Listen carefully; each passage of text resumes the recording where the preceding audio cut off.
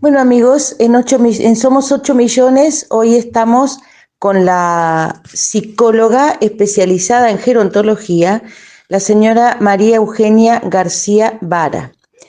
Buenas tardes María Eugenia, encantadísima de estar con vos esta tarde. Hola, buenas tardes, Luisa. ¿Cómo estás? Buenas tardes a toda la audiencia. Me encantaría que me cuentes o que hablemos de la gerontología. ¿Me podés contestar eso? Sí, claro, Luisa. La gerontología es una disciplina científica que estudia todo el proceso de envejecimiento, la vejez, es decir, abarca y accede al estudio de las personas mayores desde todos los puntos de vista, desde el punto de vista social, desde el punto de vista biológico, desde el punto de vista psicológico, desde el punto de vista del derecho, de las leyes, ¿no es cierto? Es decir, es una disciplina moderna que, así como otros rangos de edades tienen su especificidad, como por ejemplo todo lo que tiene que ver con la niñez, o con la adolescencia, o con la juventud, o con la adultez, bueno, las personas mayores también tienen su especificidad, no solo en el sentido individual, sino también en el sentido colectivo. ¿Con esto qué te quiero decir? Te quiero decir que, por un lado, estamos viendo que en todo el mundo la pirámide poblacional se está invirtiendo. En pocas décadas vamos a tener más adultos mayores que gente joven. Esto implica muchos cambios en cuanto a las sociedades, porque como bien sabemos, la clase activa es la que sostiene a la clase pasiva, es decir, todas las retenciones que se hacen, qué sé yo, el impuesto a las ganancias, todas las retenciones que se hacen a la clase activa, o lo de la ley, ¿no es cierto?, para todo lo que tiene que ver con la obra social, todo ese dinero permite sostener a la clase de jubilados, jubiladas, pensionados y pensionadas. Entonces, por un lado, la disciplina también estudia todo el proceso de envejecimiento poblacional. Y escúchame, desde la especialidad que vos manejás, ¿cómo trabajan ustedes, por ejemplo, en estos tiempos de crisis, digamos, de esta enfermedad, con el aspecto de la soledad y el encierro de los adultos mayores? Bueno, calculo que cuando te referís a esto de la enfermedad, te referís a lo del COVID, ¿no es cierto? Y a todo el tema de las restricciones en la circulación y todos los cuidados y las medidas de cuidados que se toman a nivel político respecto de la población. Porque, bueno, digamos, la vejez es un estado de salud en principio. Los porcentajes de personas dependientes y muy enfermas en la vejez son bajos.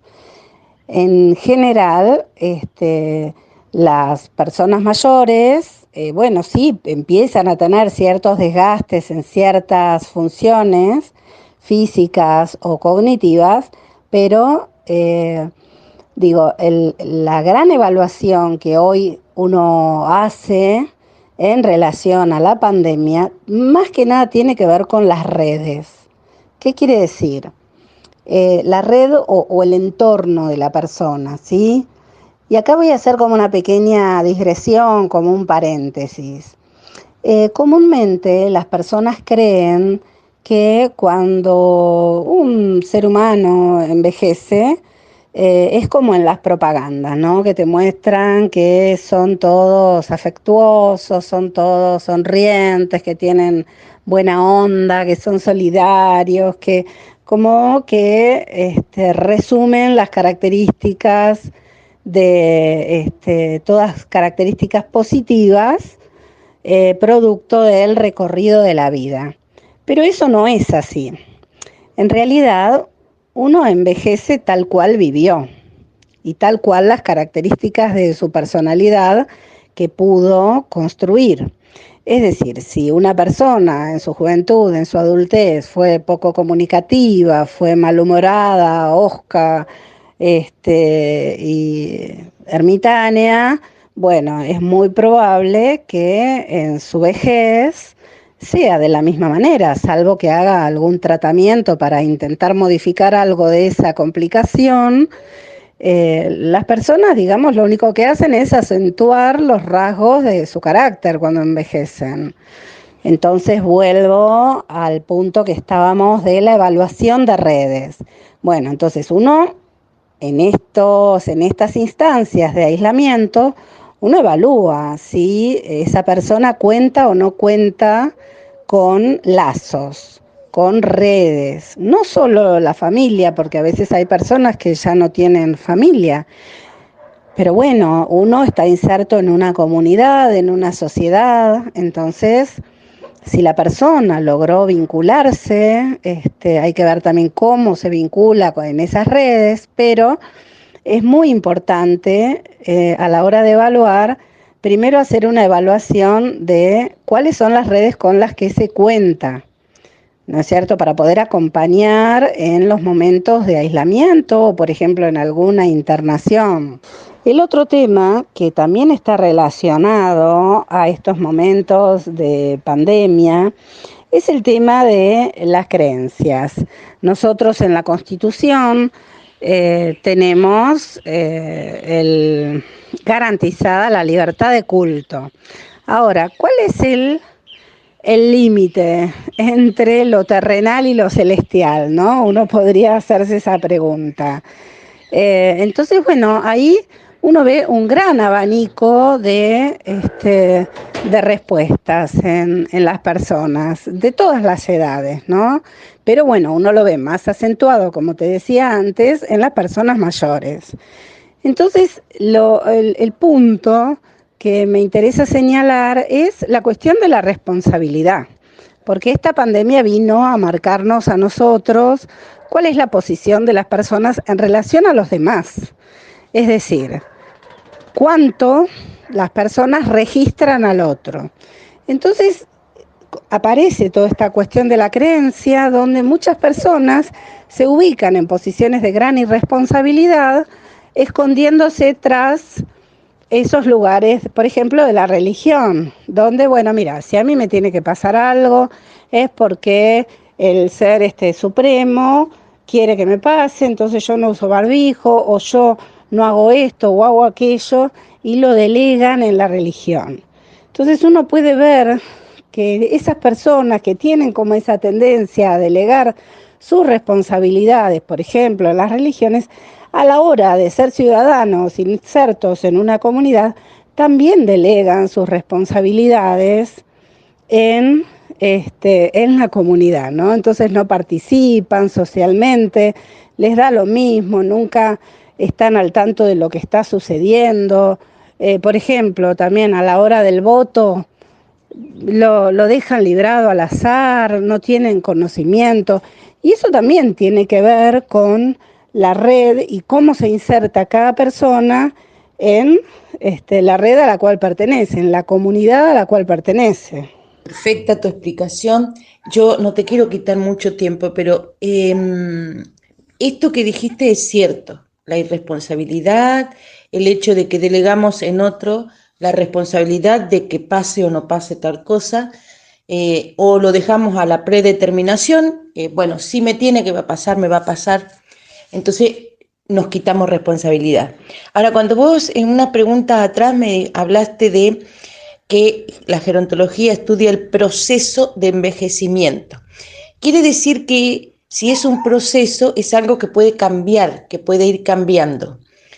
Y que nosotros, de alguna forma, los que asumimos la responsabilidad de ver al otro, podemos ayudar a que ese proceso cambie. ¿Cómo podemos ayudar desde afuera a que la persona cambie esa forma de ver la vida? ¿Podemos o no podemos? ¿Podemos hacer algo por esas personas? Yo, por ejemplo, hoy en mi editorial hablaba mucho acerca del buen humor y de cómo el buen humor y el reírse permanentemente o reírse, aunque sea de vez en cuando en el día, nos, nos animaba, nos dejaba un buen día, digamos.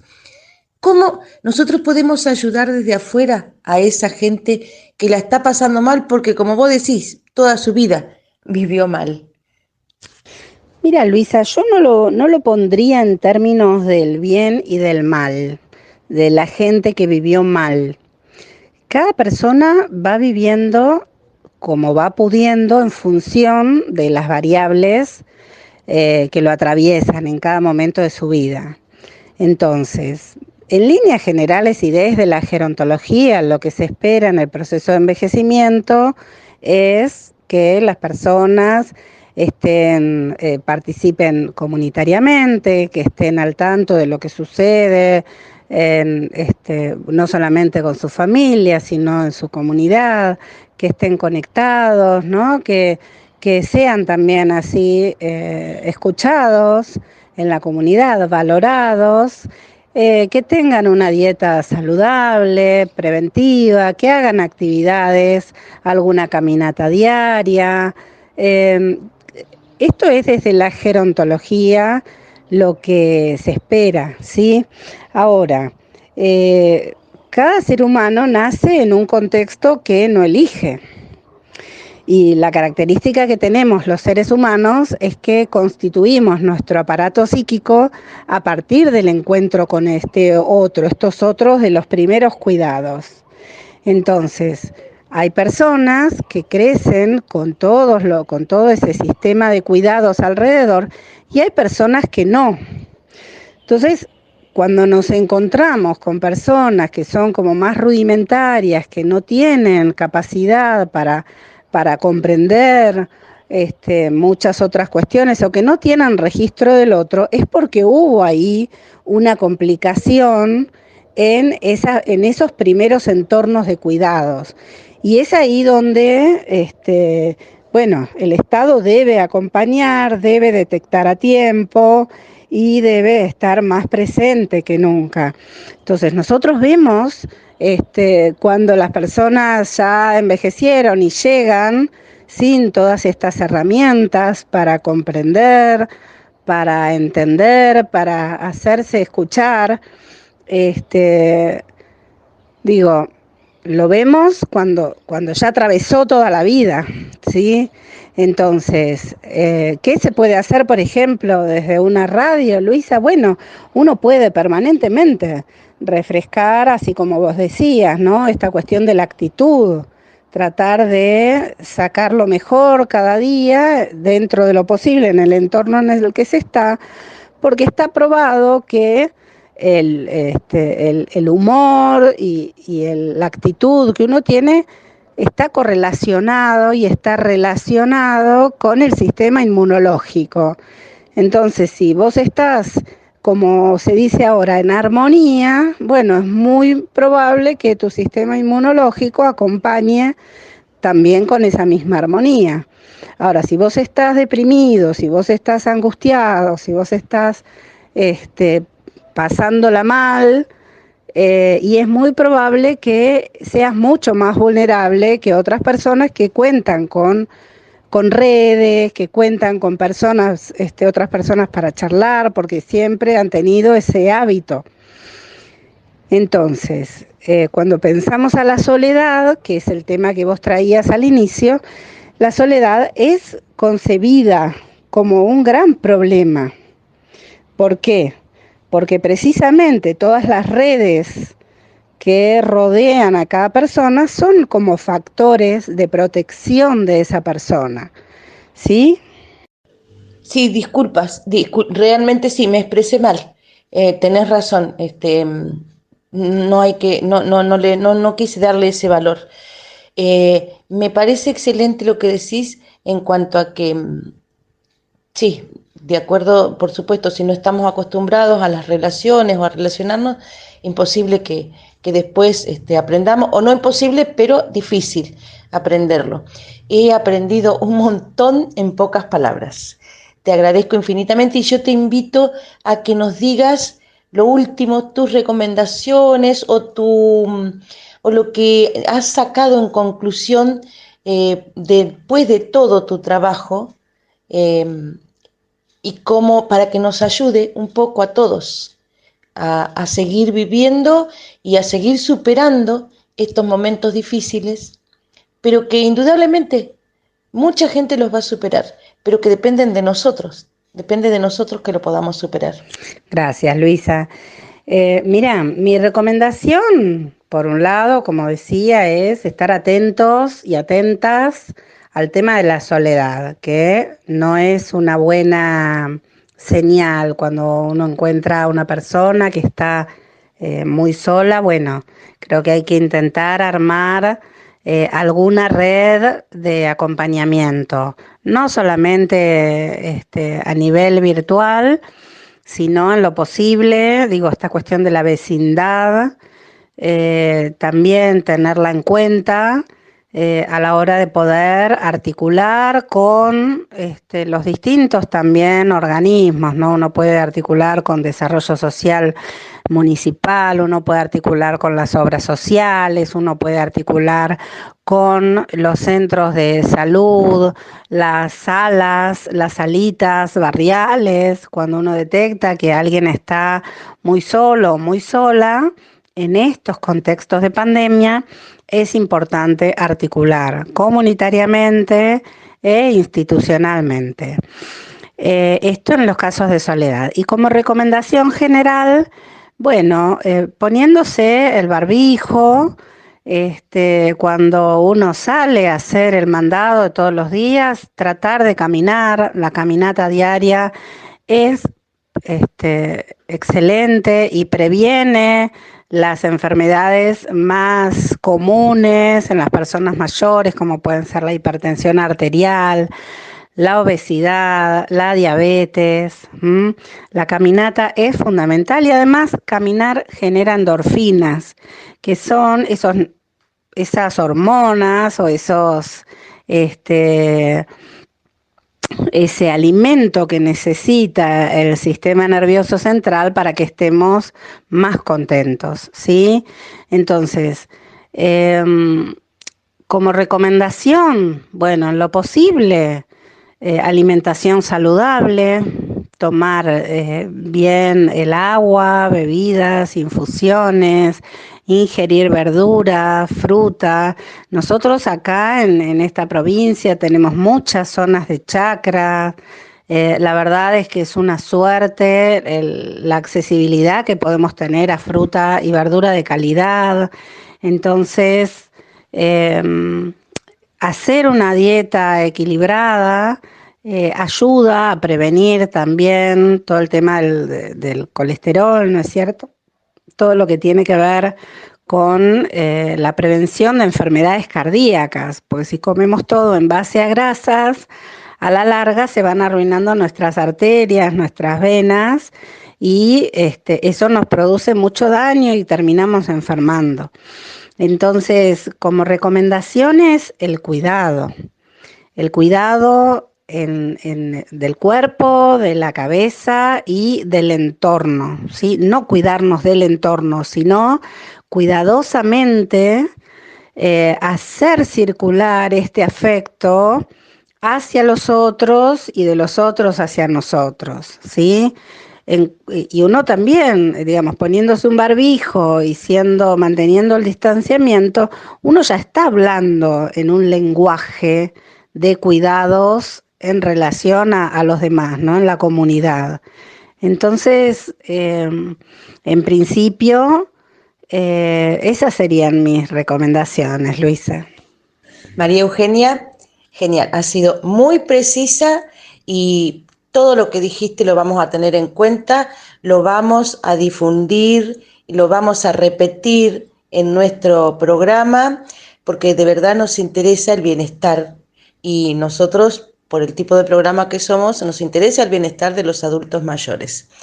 Te agradezco muchísimo y te voy a estar consultando algunas cositas alguna vez, pero muchas gracias por este tiempo que nos dedicaste. Gracias, Luisa, a vos por contactarme y por supuesto siempre dispuesta a intercambiar con ustedes. Un beso grande y saludos a la audiencia.